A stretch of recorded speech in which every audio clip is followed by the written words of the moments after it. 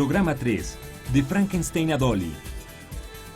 Comparar y analizar los diferentes tratamientos de un mismo tema.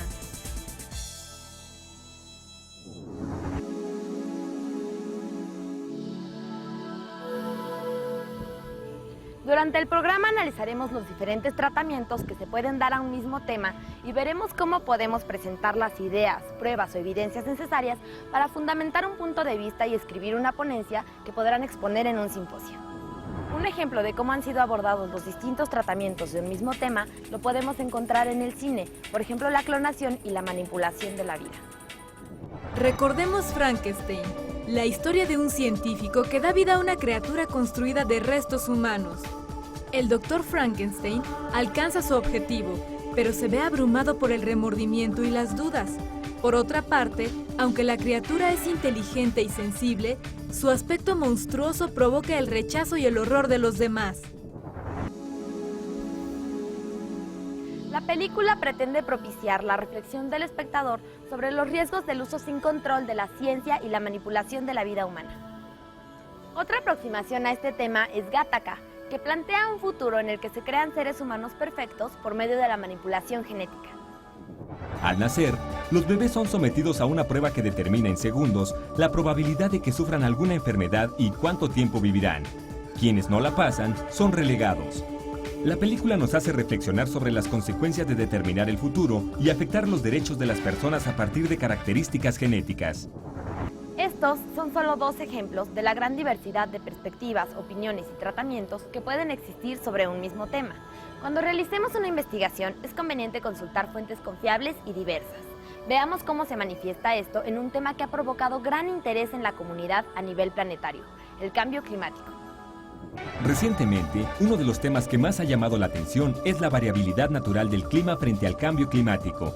Se conoce como variabilidad natural del clima a los cambios de temperatura normales en la Tierra, es decir, los originados por cambios solares u orbitales, por ejemplo. Cuando el cambio es consecuencia directa o indirecta de la actividad humana, como la provocada por la industria, la agricultura o el transporte, se conoce como cambio climático.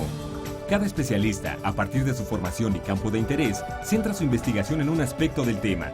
Por ejemplo, los antropólogos en el estudio de los fósiles, los biólogos en el análisis de las capas glaciales, o los matemáticos a partir de fórmulas y modelos. Es un hecho que la temperatura de la Tierra ha cambiado, pero es difícil saber en qué medida es consecuencia de la actividad humana. Las posturas al respecto van desde aquellos que piensan que es un proceso natural hasta los que responsabilizan al hombre. Esto es un ejemplo más de la diversidad de enfoques que puede haber sobre una misma idea. Para llegar a una mejor comprensión de un tema, es importante investigar, analizar y comparar sus diversos tratamientos, lo que nos permitirá formarnos conclusiones mejor fundamentadas. Escuchemos a una especialista sobre lo que constituye el tratamiento de un tema. ¿Por qué al investigar un tema es importante conocer diversos tratamientos sobre este? Cualquier tema tiene diferentes tratamientos. Yo creo que pensemos en cualquier temática que uno quiera investigar, hay siempre diferentes tratamientos, diferentes enfoques hacia un mismo tema. Por eso es muy importante empezar a leer sobre y la manera en cómo podemos saber qué otras perspectivas existen es leyendo sobre el tema, ¿no? Por eso es muy importante no quedarse con una sola visión, sino en el momento que uno lee un artículo y a eso le interesó a uno tiene que consultar de las fuentes mismas que se citan ahí y tratar de leer otras cuestiones que están relacionadas para así poder tener una visión más completa y después ya poder definir desde qué perspectiva vamos a abordar el tema que uno se está planteando investigar. Primero, bueno, el sustento teórico, ¿no? Como en qué autores me baso para poder, o se basa el autor para poder definir el objeto de estudio que está abordando, y a partir de esos conceptos teóricos también una concepción teórica implica un acercamiento metodológico. ¿Cómo podemos establecer diferencias entre los diversos tratamientos de un mismo tema? Para que estos argumentos tengan solidez, yo creo que lo más importante es eso, ¿no? Que aquello que yo desde el principio me puse como objetivo, es decir, la manera en cómo lo voy a lograr es mostrando que aquello que yo estoy afirmando en realidad tiene sustento, ¿sí? que eso tiene que ver mucho con la idea de la argumentación, ¿no? Es decir, en la argumentación yo tengo una tesis, ¿no? Es decir, algo que yo estoy afirmando, y a partir de eso que yo afirmo tengo que mostrar que eso que afirmo tiene sustento. A partir de esa tesis, ¿no? Yo tengo que mostrar cuáles son los datos, ¿no? Es decir, en los cuales me baso para apoyar, para afirmar o hacer la afirmación que yo estoy haciendo. Entonces, bueno, esos datos pueden ser investigaciones previas, pueden ser lo que alguien más ha dicho sobre el tema, ¿no? Es decir, esa parte es fundamental, ¿no? Tener aquellos datos, aquella información que en realidad va a estar apoyando aquello que estoy afirmando, ¿no? Y también ver otra vez cómo esos datos se tienen relación otra vez con un cuerpo teórico, ¿no? Como porque no es nada más la información, y bueno, implícitamente también hay, como dice Toulmin, hay como ciertas premisas, ¿no? Ciertas premisas que están ahí implícitas y que uno tiene que hacerlas explícitas, ¿no? Entonces tengo que ver otra vez que esos argumentos, aquello que yo afirmo, en realidad tenga yo la información suficiente para poder decir, ¿no? O para poder llegar a una conclusión, ¿no? ¿Cómo podemos valorar la calidad de las diversas fuentes de información? Relacionado con lo anterior que decía, el tratamiento que se le da a un tema, sí es muy importante ver las fuentes que se citan, ¿no? Y esto tiene que ver otra vez con la relación que tiene que ver con el marco teórico, con el cuerpo teórico que se está exponiendo. Y ahí es importante ver, por ejemplo, que en realidad, ¿no? Es decir, alguien que se basa en un autor, pues que ese autor en realidad aparezca ahí citado, y que además, bueno, sean en realidad como las obras pertinentes al respecto, ¿no? Porque uno muchas veces se da cuenta, ¿no? Que en un texto aparece mucha gente citada, pero que no viene al caso, ¿no? Es decir, entonces tienen que ser aquellos autores que son relevantes para el tema que se está abordando. Yo creo que hay que limitarse a citar aquellos autores que sí son fundamentales para abordar la temática que uno está abordando, y no nada más tratar de demostrar que se leyó o que uno sabe cuáles son los autores que trabajan en el campo, ¿no?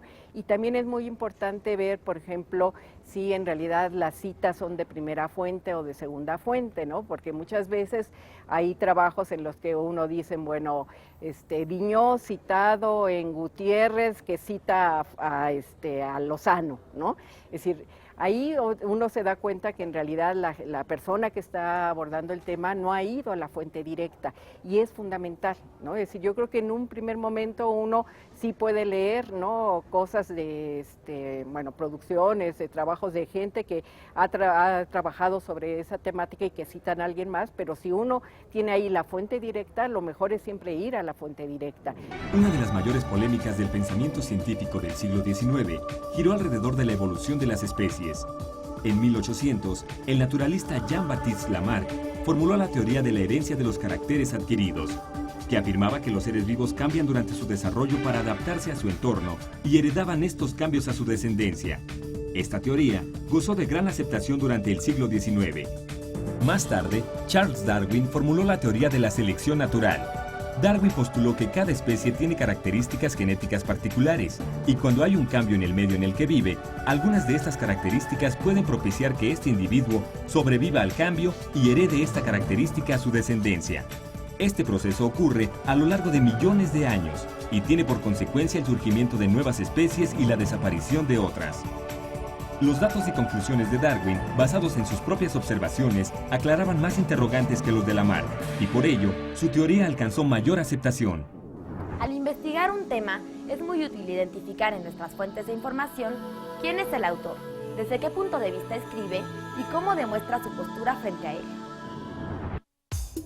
¿Qué recomendaciones puede sugerir a los alumnos para seleccionar y registrar la información pertinente cuando realicen sus investigaciones? Bueno, primeramente yo creo es que tengan muy claro, ¿no? Es decir, qué es el tema que están abordando, ¿no? Porque muchas veces dicen, quiero trabajar sobre, no sé, la perspectiva de género.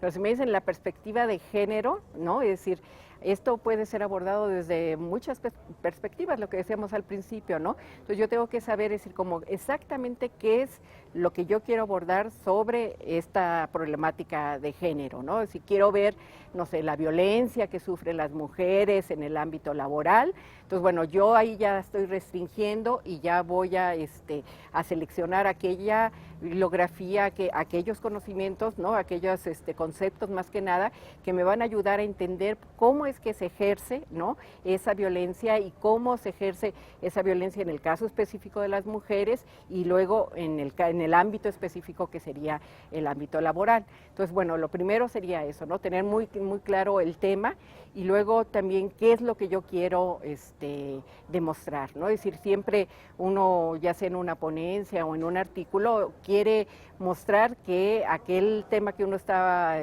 abordando, uno está aportando algo, ¿no? Entonces, ¿qué es lo que yo voy a aportar? ¿Sí? Y en ese sentido, lo que decía, desde el principio uno tiene que ser muy claro y definir, decir, el propósito de esta ponencia, el propósito de este artículo es, ¿no?, abordar tal temática desde tal perspectiva, entonces decir qué es lo que se va a abordar, cómo se va a abordar y con qué intención, ¿no? Es decir, como cuál es finalmente el objetivo que se persigue y cómo es que este objetivo se espera lograr. Investigar, comparar y analizar las diferentes visiones que existen sobre un tema nos permite formular un punto de vista propio. No olvides que en tu escuela cuentas con materiales de consulta que te pueden apoyar para la investigación y el análisis de los temas que te interesen y sobre los que quieras fundamentar tu propia postura.